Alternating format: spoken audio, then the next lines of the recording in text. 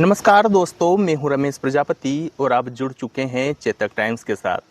दोस्तों, सरदारपुर विधानसभा की बहुप्रतीक्षित परियोजना मां नर्मदा माही लिंक परियोजना अब अपने मूर्त रूप में आ चुकी है। मां नर्मदा का मिलन मां माही से हो चुका है और नर्मदा का जल मां माही उद्गम स्थल मिंडा पहुंच चुका है।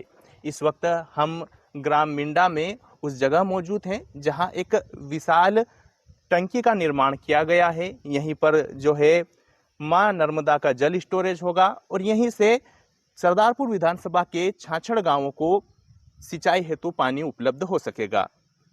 इस परियोजना की कल्पना कैसे हुई और मां नर्मदा का मिलन मां माही से कैसे संभव हुआ, इसकी विस्तृत रूप में हमें जानकारी देने के लिए इस वक्त हमारे साथ मौजूद है पूर्व जिला पंचायत सदस्य और वर्तमान में भाजपा जिला मंत्री कमल यादव। यादव जी, आपका बेहद स्वागत है। ये परियोजना की कल्पना कैसे हुई और कैसे यह पूरी तरह संभव हुआ, इसका कब से स्वीकृति हुई और अब अगले चरण में कैसे पानी 66 गांवों तक पहुंचेगा? सर्वप्रथम तो मैं आपके चैनल के माध्यम से सरदारपुर विधानसभा के समस्त किसानों को बधाई प्रेषित करता हूं और मां नर्मदा और मां माही का आभार प्रकट करता हूं।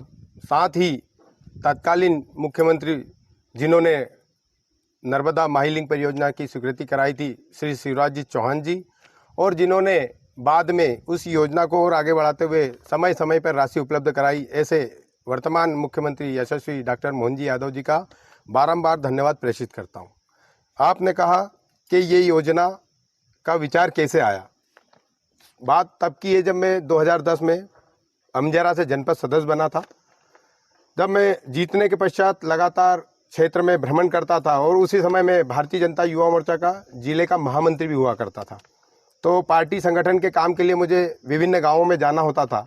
तो किसानों की एक ही मांग होती थी कि यहाँ के किसान बहुत क्षमतावान हैं, निष्ठावान हैं और कर्मठ हैं, कार्य बहुत ताकत से करते हैं, पर चूंकि खेती में पानी की सख्त आवश्यकता होती है, तो पानी के लिए बार बार किसान हमको कहते थे कि इस क्षेत्र में ट्यूबवेल की गहराई 800-800 फीट तक चली गई, जल स्तर बहुत नीचे चला गया है।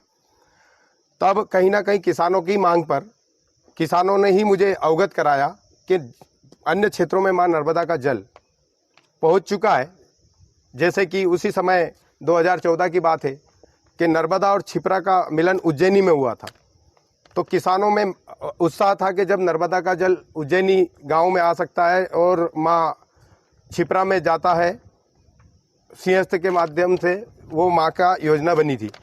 तो किसानों ने मुझे प्रेरणा दी। उन्हीं की मांग को ध्यान में रखते हुए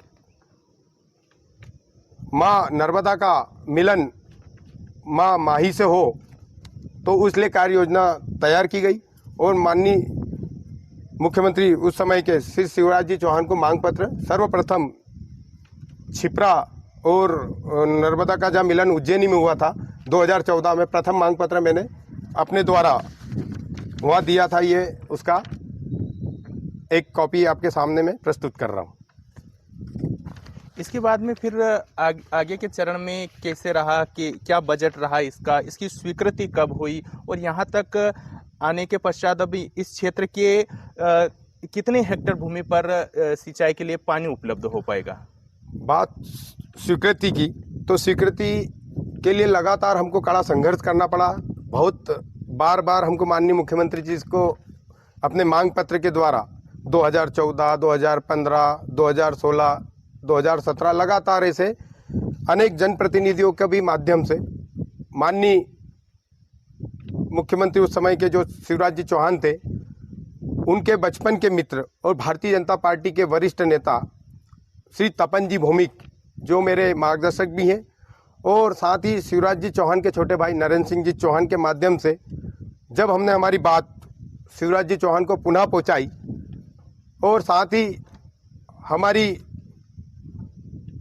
जो मांग थी वो जनता के हित के लिए थी, किसानों के हित के लिए थी, तो किसान हितैषी सरकार भारतीय जनता पार्टी के यशस्वी मुख्यमंत्री उस समय के श्री शिवराज जी चौहान ने सहर्ष स्वीकार करते हुए 2018 फरवरी में इस योजना की स्वीकृति प्रदान की और लगभग 2000 करोड़ और 50 लाख रुपए की ऐसी स्वीकृति प्रदान की। लगभग 2100 करोड़ की ये परियोजना उस समय बनके तैयार हुई थी, जिसको स्वीकृति प्रदान की गई। पर बाद में इसकी जीएसटी वगैरह जोड़ के राशि लगभग 2360 करोड़ के आसपास इसकी प्रशासकीय स्वीकृति जारी हुई। 2017 में ये योजना स्वीकृत हो जाती है जी। और इसको पूर्ण होने में, या यूँ कहे कि नर्मदा का जल सरदारपुर विधानसभा आने करीब 9 साल लग गए। ऐसा क्यों, क्या वजह रही आखिर? इतना लेट लतीफ़ी, इतना ढिलाईपन कैसे रहा, जबकि ये बहुत सरदारपुर विधानसभा के लिए बहुत ही महत्वपूर्ण योजना है? आपने बहुत सही बात बताई। कोई भी सरकार जब राशि जारी करती है तो समय सीमा तय करती है, कार्य की स्वीकृति से लेकर कार्य की समाप्ति तक। इस योजना में वैसा ही हुआ था। पर जब हमारे भारतीय जनता पार्टी की सरकार थी, माननीय शिवराज जी चौहान ने इस योजना को स्वीकृत किया था। पर 18 में ही वापस से चुनाव विधानसभा के आ गए थे 18 एंड में, और उस समय कांग्रेस की सरकार 19 में चुन के आई थी। तो शुरुआती दौर के लगभग 1.5 साल में उन्होंने राशि कोई जारी ही नहीं की। तो बिना राशि के उस योजना को आगे कंपनी कर नहीं पाई, ठेकेदार काम नहीं कर पाए, जिससे इस काम में कहीं ना कहीं लेट लतीफ़ी हुई।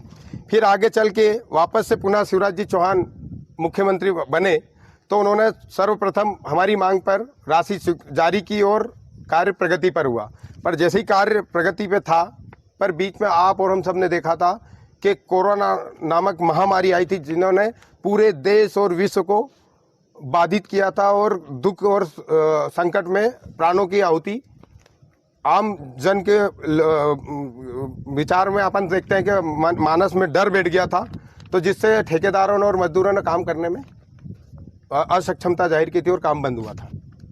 उसके बाद फिर आगे कैसे बढ़ी योजना? फिर जब कोरोना जैसे ही समाप्त हुआ तो पुनः माननीय मुख्यमंत्री जी को अवगत कराया गया, और फिर उस समय मुख्यमंत्री डॉक्टर मोहन जी यादव जी आ चुके थे, और उनको जब अवगत कराया तो उन्होंने तुरंत राशि भी उपलब्ध कराई और कार्य की गति भी तेज कराई, और उन्हीं के नेतृत्व में आज ये पूरी योजना धरातल पे आ चुकी है, जिसकी टेस्टिंग आपके सामने हमने पिछले हफ्ते सफल टेस्टिंग भी हुई है। इस टंकी में पूरा नर्मदा का जल आ चुका है। लगभग 5 स्टेशन पे यहाँ पहुँची है, 4 पंपिंग हाउस बने हैं। लगभग 77 किलोमीटर की दूरी कुक्षी के निसरपुर में चंदनखेड़ी गांव है, वहाँ से प्रथम इसका पंपिंग स्टेशन है। उसकी दूरी दूसरे वहाँ तक खंडलई तक 24 किलोमीटर है, और खंडलई से कांटी तक 18 किलोमीटर है, और कांटी से चुम्पिया तक 20 किलोमीटर है, और चुम्पिया से ये मिंडा टंकी तक 15 किलोमीटर की पाइपलाइन है। टोटल मिला के 77 किलोमीटर की यात्रा करके माँ नर्मदा माही उद्गम स्थल मिंडा में आती है, और दोनों बहनों का संगम होता है, जिससे पूरे जनमानस में किसानों में उत्साह और आनंद, जिन्होंने जिस समय ढोल धमाके के साथ डीजे के साथ नाचना गाना करके किसानों ने माँ का अभिवादन किया और आगवानी की। अब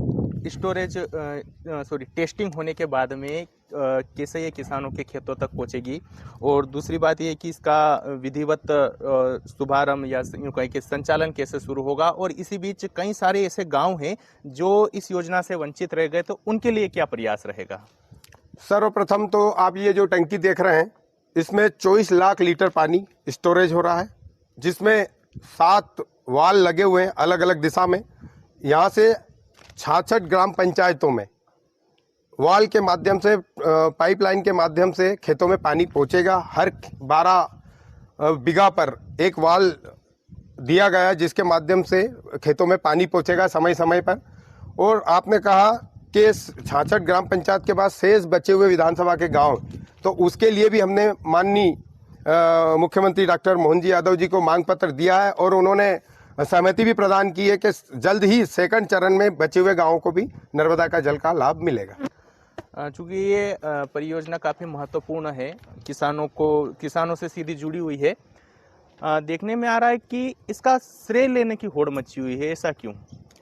दोनों तरफ से श्रेय तो सिर्फ और सिर्फ भारतीय जनता पार्टी को और भारतीय जनता पार्टी के प्रत्येक कार्यकर्ता को और इस क्षेत्र के समस्त किसानों को ही जाता है, बाकी अगर कोई झूठा श्रेय लेना चाहता है तो उसके लिए जनता जागरूक है, जनता जानती है। सोशल मीडिया के माध्यम से भारतीय जनता पार्टी के प्रत्येक कार्यकर्ता ने जो जान लगाई थी, उसमें हो सकता है कि मुख्य भूमिका निभाने की जिम्मेदारी मुझे मिली। भगवान को, माँ झमका को और माँ नर्मदा और माही माता को धन्यवाद देता हूँ कि मेरे पास सारे पत्र, जब से मैंने माननीय मुख्यमंत्री जी शिवराज जी चौहान से लेकर डॉक्टर मोहन जी यादव जी को समय समय पर जो पत्र लिखे और उनका जो जवाब आया, दोनों ही मेरे पास उपलब्ध है।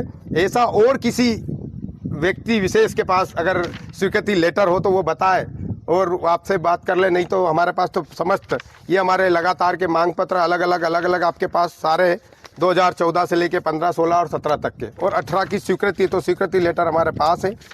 ये प्रशासन की स्वीकृति जिसमें हमारा नाम का उल्लेख आपके सामने है, एक एक लेटर आपके सामने, इतने सारे लेटर हैं हमारे पास 2015, 16, 17 और लास्ट में 18 में जो हमारी प्रशासन की स्वीकृति, वो भी लेटर हमारे पास सारे आपके समक्ष उपलब्ध है। ये परियोजना अगर अपने मूर्त रूप में आ जाएगी, मैं यूँ कह के बस आने वाली है, कुछ और समय का इंतजार रहेगा, किसानों को और इस क्षेत्र की जनता को कैसे फायदा होगा, उनका भविष्य कैसा रहेगा? जैसे कि भारत एक कृषि प्रधान देश है, अगर खेती को लाभ का धंधा बनाना है तो किसानों को पानी उपलब्ध कराना ही पड़ेगा। उसी दिशा में किसान हितैषी भारतीय जनता पार्टी के यशस्वी मंत्री हमारे नरेंद्र जी मोदी जी, मध्य प्रदेश के यशस्वी मुख्यमंत्री डॉक्टर मोहन जी यादव जी, और इस क्षेत्र के हमारे शानदार जानदार लोकप्रिय पूर्व विधायक वेल सिंह जी भूरिया जी, सांसद हमारे सावित्री जी ठाकुर जी, हमारे जिला अध्यक्ष, हमारे प्रदेश अध्यक्ष, हमारे भारतीय जनता पार्टी के समस्त कार्यकर्ता को पता था कि अगर खेती का लाभ का धंधा बनाना है तो किसानों को पानी उपलब्ध कराना पड़ेगा। तो हमारी सरकार ने किसानों को नर्मदा माही लिंक परियोजना के माध्यम से हर खेत में पानी पहुंचाने का कार्य किया है।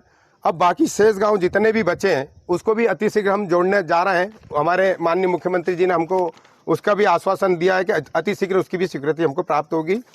जब खेतों में पानी जाएगा तो किसान अभी एक फसल लेना बिना पानी के, अब 3 फसल लेने लगेगा, तो निश्चित तौर पर जो किसान के पास जेब में पैसा आएगा तो वो बाजार में खरीदी करने जाएगा। कपड़ा व्यापारी हो, बर्तन व्यापारी हो, सोना चांदी व्यापारी हो, या अन्य किसी भी प्रकार का जो सामान खरीदेगा, तो ये पैसा छोटे छोटे व्यापारियों के पास जाएगा, जिससे समृद्धि आएगी।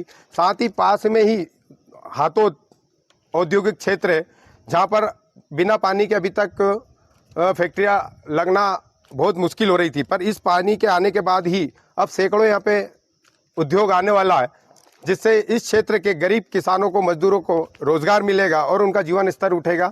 यही ही भारतीय जनता पार्टी की किसान हितैषी और अंत्योदय वाली जो भावना को लेकर कार्य करने वाली पार्टी है, उसका कार्य आपके सामने दिखाई दे रहा है।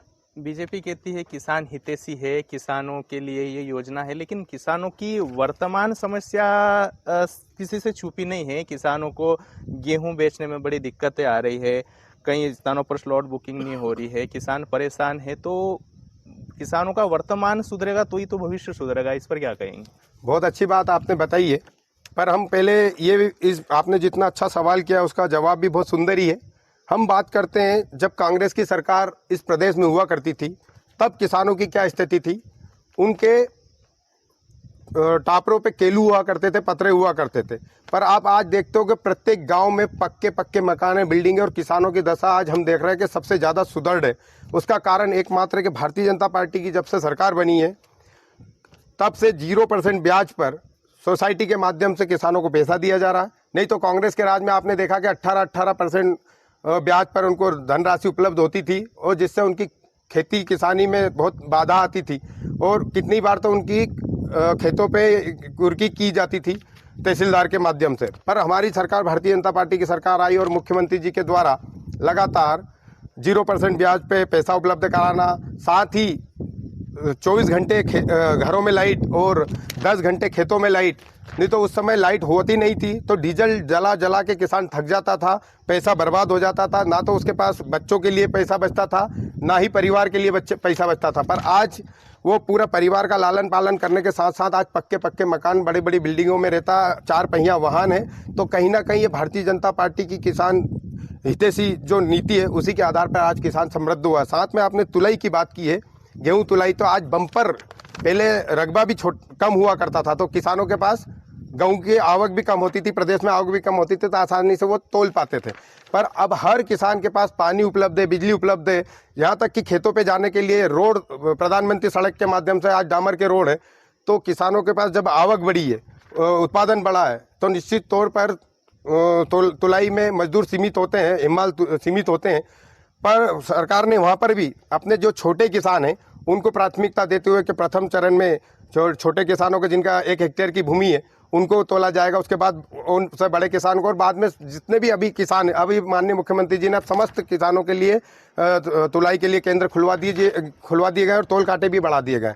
तो ये तो निश्चित तौर पर विरोधी लोगों का कहना है, नहीं तो वर्तमान में भारतीय जनता पार्टी की सरकार है और भारतीय जनता पार्टी के साथ मध्य प्रदेश का किसान बहुत खुश है और हमेशा भारतीय जनता पार्टी को जिताता आ रहा। उसी का नतीजा है क्या आज मध्य प्रदेश को ही देख के बाकी अन्य प्रदेशों में भी भारतीय जनता पार्टी का कमल खिल रहा है। जैसे आपने पश्चिम बंगाल देखा, आपने असम देखा, या अन्य भी, हम जहाँ जहाँ पांडुचेरी की बात कर रहे हैं, तो माननीय प्रधानमंत्री प्रधानमंत्री अपने नरेंद्र जी मोदी जी और हमारे अमित शाह जी की नीतियों को देखकर, भारतीय जनता पार्टी की नीतियों को देखकर आज किसान भी खुश है और जनता भी खुश है। अंतिम सवाल अब हमारा रहेगा आपसे कि ये पूरी परियोजना यहाँ तक लाने में, इसको धरातल तक पहुँचाने में क्या अनुभव आया आप लोगों को, क्या बताएंगे?